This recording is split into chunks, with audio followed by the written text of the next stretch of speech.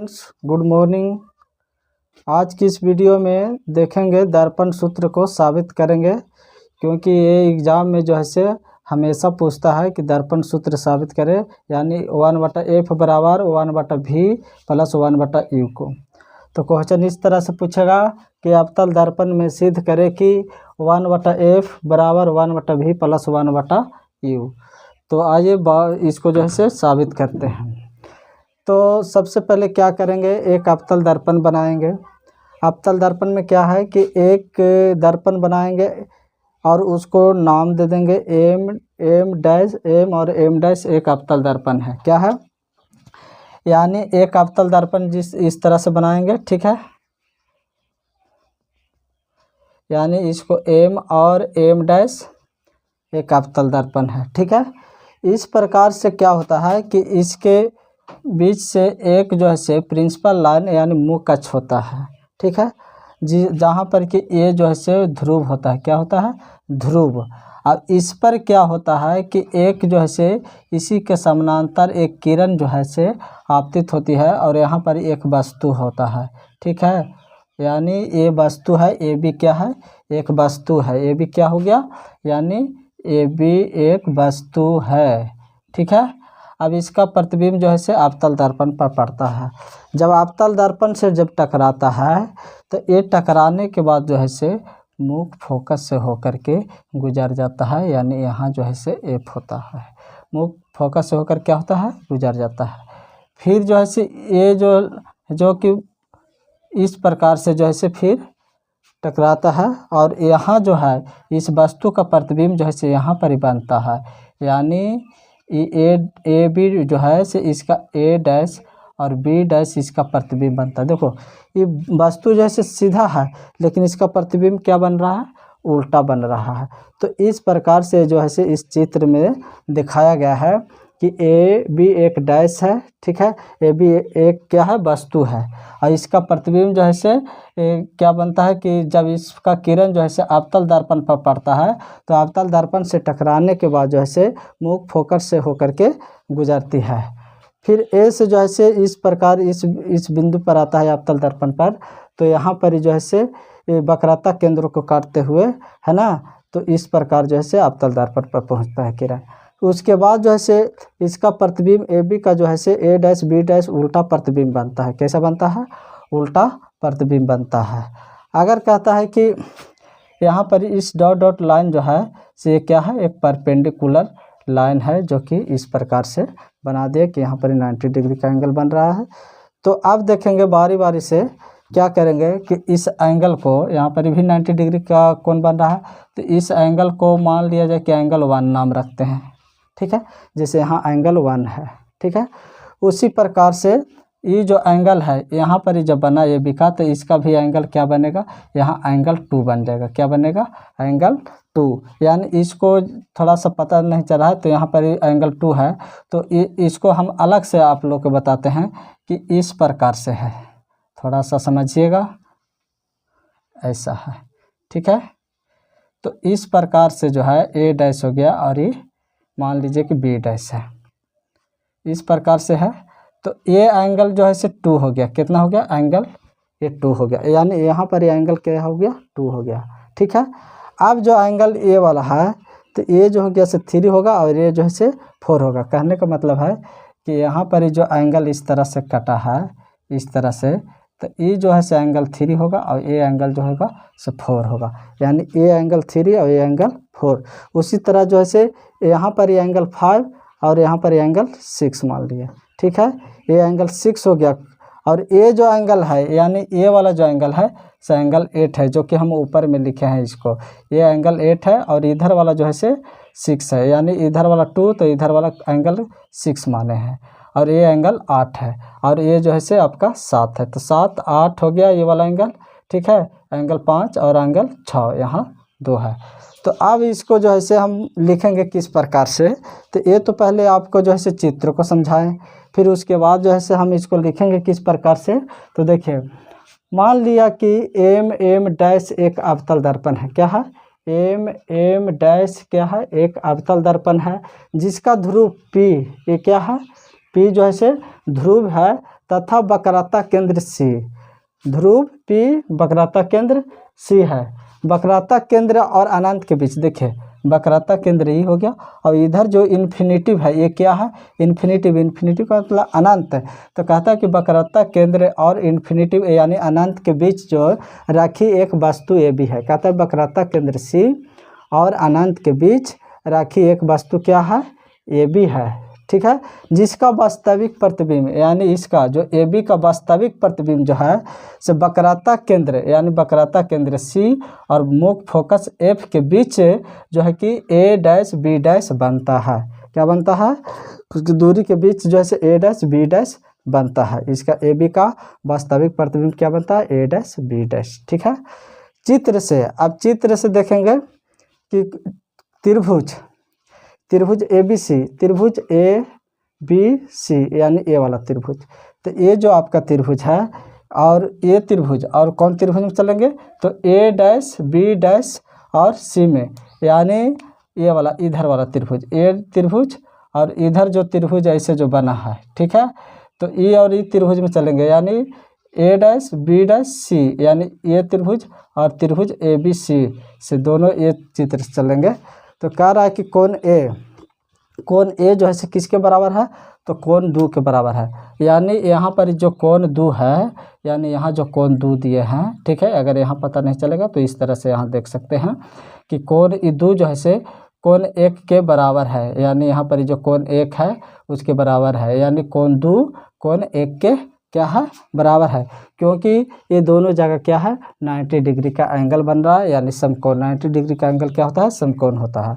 उसी प्रकार से कोण थ्री, ये जो कोण थ्री जो है से कोण फोर जो है से ये दोनों आपस में बराबर है। कोण किस कोण से है, तो सम्मुख कोण से है, यानी कोण थ्री बराबर कोण फोर, ये सम्मुख कोण से जो है से बराबर होता है। जब कहता है कि जब कोण दो को बराबर हो गया तो हम ऐसे त्रिभुज को, यानी ये कोण और एक कोण जो है से दो कोण, एक कोण और एक दो कोण, ये दोनों आपस में बराबर है 90 डिग्री से समकोण होने के कारण, और जो है से कोण थ्री और कोण फोर जो है से ये जो है से बराबर है सम्मुख कोण होने के कारण। तो इस प्रकार के त्रिभुज को हम समरूप कहते हैं। त्रिभुज ए बी सी समरूप त्रिभुज ए डैश बी डैश, यानी त्रिभुज ए बी सी और त्रिभुज ए डैश बी डैश सी, ये दोनों त्रिभुज क्या है, समरूप है। जब समरूप कहने का मतलब हो कि त्रिभुज एक जैसा होना चाहिए, एंगल बराबर होना चाहिए, भुजा भी बराबर होना चाहिए, तो ऐसे त्रिभुज को समरूप कहते हैं। और समरूप का साइन जो है से इस प्रकार से जो है से दर्शाते हैं। ठीक है, तो ये समरूप है, दोनों त्रिभुज क्या हो गया, समरूप है। जब दो त्रिभुज, कहता है कि जब दो त्रिभुज समरूप होते हैं, ठीक है, जब दो त्रिभुज समरूप होते हैं तो उनके संगत भुजाओं का अनुपात जो है से बराबर होगा। कहता है कि जब त्रिभुज समरूप होते हैं, जब त्रिभुज क्या समरूप होते हैं तो उनके संगत भुजाओं का अनुपात क्या होता है, बराबर होगा। आप देखिए यहाँ पर ए बी जो है, ए बी बट्टा, आप देखिए ए बी बट्टा ए डैश बी डैश, इधर ध्यान दीजिएगा। कह रहा है कि ए बी बटा, यानी दोनों त्रिभुज जब समरूप हुआ तो ए बी बटा, ठीक है, ए बी बटा क्या हो जाएगा, ए डैश बी डैश, ठीक है, बराबर ए सी बटा ए डैश सी। ए सी देखिए, आप देखिए ए सी, ए वाला ए सी बटा ए डैश सी, ए सी बटा ए डैश सी, ये क्या होगा, दोनों में बराबर होगा, क्योंकि ये दोनों त्रिभुज जैसे क्या है, समरूप है, जिसकी संगत भुजाओं का अनुपात क्या होता है, बराबर। अब देखिए त्रिभुज जो है से एन एफ एस, आप देखिए कि एन एफ एस कहाँ पर ही है, तो देखिए कि एन एफ एस, ये देखिए ये एन हो गया, ये एफ हो गया, ये एस हो गया, यानी ए वाला त्रिभुज आपका, ये त्रिभुज एन एफ एस और त्रिभुज ए डैश बी डैश एफ, यानी ए त्रिभुज और आपका ए त्रिभुज, ये दोनों त्रिभुज में अभी चलेंगे। ठीक है, तो ये दोनों त्रिभुज से लेकर के अभी बनाएंगे।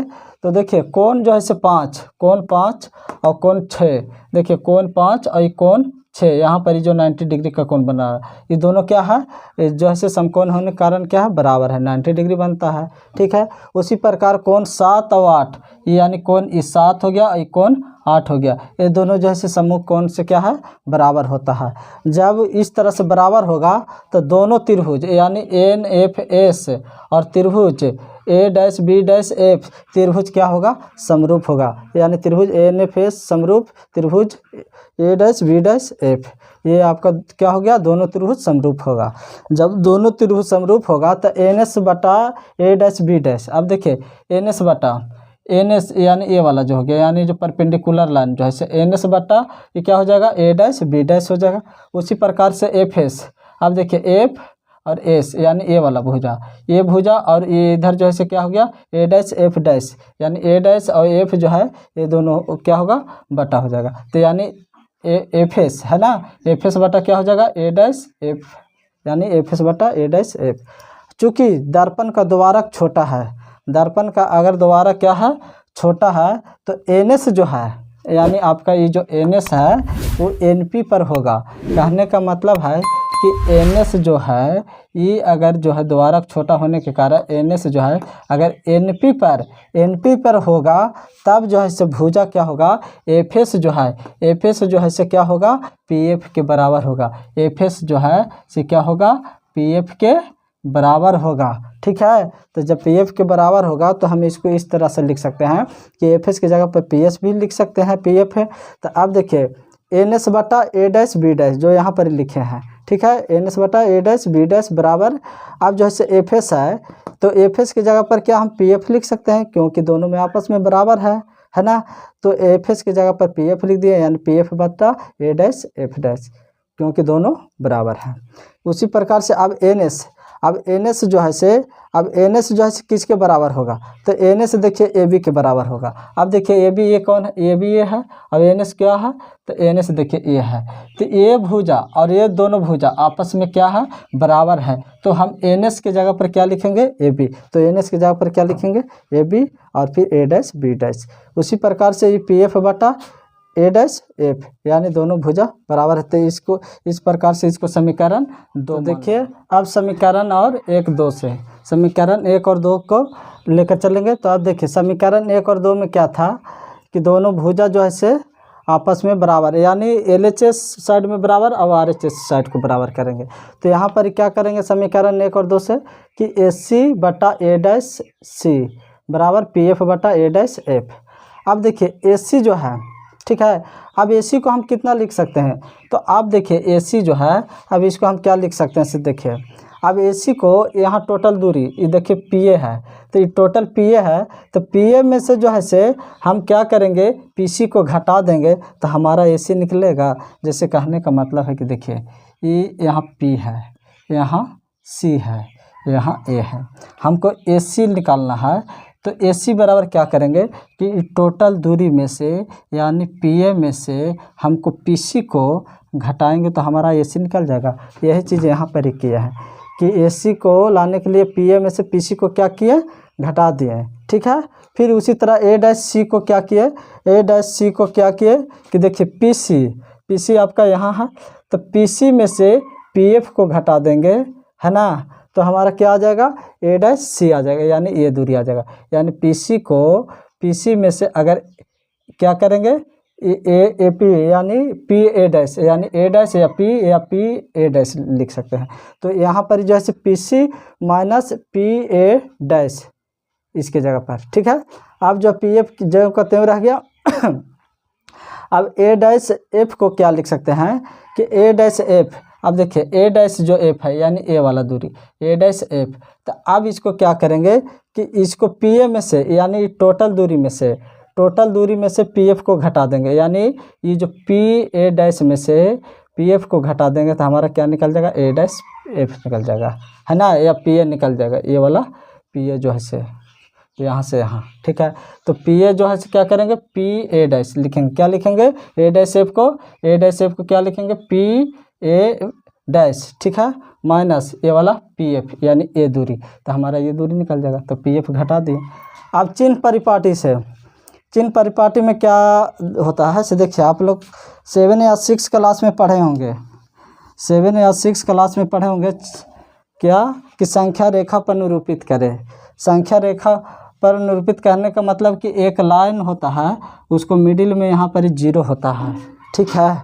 अब जो है से यहाँ पर क्या होता है कि जीरो के इस साइड वाले जो होता है, ठीक है, दाहिने साइड हो गया, ये बाएं साइड हो गया, तो इधर +1 लिखाता है, +2 लिखाता है, +3 +4, इसी तरह डॉट डॉट इन्फिनिटी यानी अनंत तक। उसी प्रकार से इधर जैसे क्या चलता है, -1 -2 -3 -4, चिन्ह परिपाटी यहीं से जो है आपको क्लियर पता चलेगा।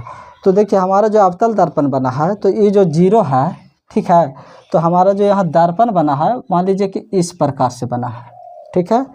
आप लोग जो है 6-7 क्लास में संख्या एक लाइन पर जो है संख्या को निरूपित करना रहता था प्लस माइनस को, तो इस साइड वाले यानी जो दाहिने साइड जो होता है प्लस में होता है और बाएं साइड वाला जो है क्या होता है, माइनस होता है। तो अब देखिए हमारा दर्पण जो बना है अवतल दर्पण, अब देखिए तो सारा तो प्रतिबिंब इधर है, वस्तु किधर है, इस साइड में है, तो इधर जितना भी है सारा तो यहाँ जो है इसका प्रतिबिंब भी जो है यही साइड बना है, तो हमारा सारा इधर चीज़ बना है, इसलिए मैं इसका जो है चिन्ह परिपाटी में जैसे सारा माइनस होता है, वस्तु दूरी, प्रतिबिंब दूरी, फोकस दूरी, ये सारे क्या होगा, माइनस में होगा, क्योंकि जो है सारा इधर ही बना है। तो देखिए अब क्या किए, पी ए बराबर -u। देखिए आप डिस्टेंस जो है, आप दूरी देखिए समझिए कि किसका दूरी कहाँ से कितना क्या है ना। तो इस प्रकार से देखिए चित्र में कि पी ए, अब यहाँ से देखिए पी ई हो गया, पी और ए, यहाँ से यहाँ जो दूरी हुआ यानी पी से ए की दूरी, यानी पी से ए की दूरी जो हो गया से यू हो गया, यानी माइनस में होगा, क्योंकि इस प्रकार इधर बना है, तो ये माइनस में वस्तु दूरी हो गया, इसको क्या बोलते हैं, वस्तु दूरी कहते हैं। तो ये पी ए जो हो गया क्या हो गया, वस्तु दूरी, यहाँ से यहाँ क्या हो गया, यू, तो -u लिखे, ठीक है। पी सी यहाँ से यहाँ की दूरी, यानी यहाँ से लेकर के यहाँ तक की दूरी जो है पी सी हो गया, जो कि पी सी जो है -2f, क्या हो गया, -2f, ठीक है, ये दूरी हो गया। उसी प्रकार से पी ए डैश, अब देखिए पी ए डैश क्या हो गया, तो ये प्रतिबिंब बना है, तो ये प्रतिबिंब बना है, तो यहाँ से यहाँ की दूरी जो है क्या हो गया आपका प्रतिबिंब दूरी, यानी पी ए डैश जो है आपका -v बना, ठीक है। तो P A dash -v, P F, अब पी एफ जो है यहाँ से यहाँ की दूरी क्या है, फोकस दूरी, यानी इस प्रकार से जो है यानी यहाँ से लेकर के यहाँ तक जो है फोकस दूरी बना ए माइनस। तो सारा जो है कि अवतल दर्पण में जो है क्या है, सारा माइनस में होता है, ठीक है। तो इस प्रकार से अब इस वैल्यू को जो है यहाँ पर पुट करेंगे, यानी इसमें क्या करेंगे, इसमें वैल्यू को इस सारे वैल्यू यहाँ पर पुट करेंगे। अब पी ए के जगह पर क्या लिखेंगे, -u लिखेंगे, फिर माइनस है, पी सी की जगह पर क्या लिखेंगे, -2f लिखेंगे, फिर जो है क्या करेंगे, बट्टा देंगे, बट्टा में फिर क्या है, पी सी की जगह पर क्या लिखेंगे, -2f लिखेंगे, माइनस हो गया, फिर इसको ब्रैकेट देंगे, पी ए डैश की जगह पर क्या लिखेंगे, तो -v लिखेंगे, यानी ब्रैकेट देकर जो है स्मॉल कोष्ठ देकर क्या करेंगे, -v लिखेंगे, फिर बराबर देंगे पी एफ बराबर क्या है, तो पी एफ बराबर -f है, तो -f लिख दिए, पी ए डैश की जगह पर क्या है, -v है, तो -v लिखे, फिर माइनस है, और पी एफ बराबर क्या है, तो -f है, ठीक है।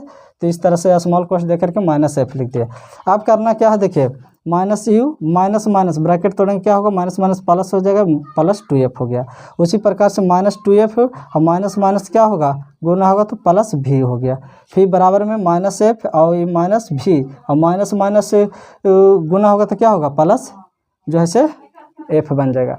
अब इसको क्या करेंगे कि क्रॉस मल्टीप्लिकेशन करेंगे, यानी इसको और इसको गुना करेंगे और इसको इस प्रकार से गुना करेंगे। तो अब देखिए इसको लिखे इतना इंटू, यानी -u + 2f into -v + f लिख दिया बराबर, फिर इसको और इसको गुना करेंगे तो -f इंटू -2f + v। अब क्या करेंगे, आपस में गुना करेंगे। अब देखिए u से गुना किए इसमें, तो माइनस क्या होता है, प्लस हो जाता है, तो प्लस साइलेंट हो गया, तो u भी हो गया। फिर इसमें किए तो क्या लिखे, -u और f, प्लस माइनस हो गया, uf हो गया। फिर उसी प्रकार से 2f से गुना करेंगे इसमें, तो क्या हो जाएगा, प्लस और माइनस क्या हो जाएगा, माइनस हो जाएगा, प्लस माइनस, तो 2f भी हो गया। फिर जैसे प्लस में गुना होगा तो क्या होगा, 2f स्क्वायर हो जाएगा। फिर बराबर इधर चलते हैं तो माइनस क्या होता है, प्लस हो गया, यानी 2f स्क्वायर हो गया।